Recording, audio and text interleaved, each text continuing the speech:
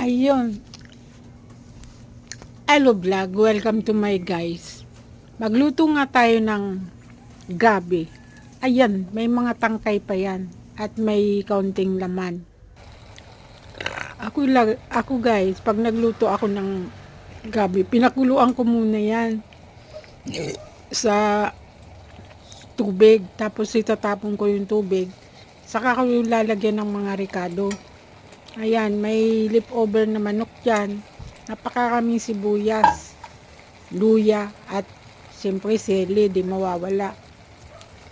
Siyempre, ang unang ilalagay mo dyan, dahil nakuluan na siya, yung huling piga. Lagyan mo na siya ng huling piga.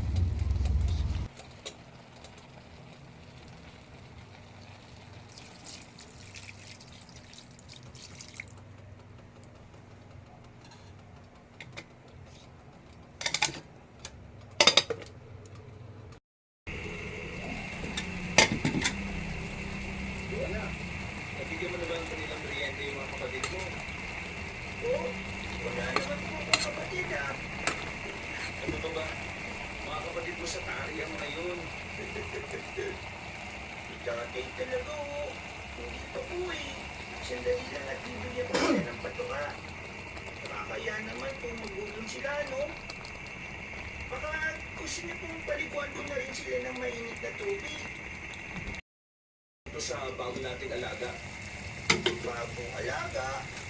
Oo. Yung manong na tayo dito sa atin, nagpasakot ang tingin na lang yun eh. Total, ayos naman yung tulungan tayo eh. Nagmamantika. Bakit po kung may sakit So, yan?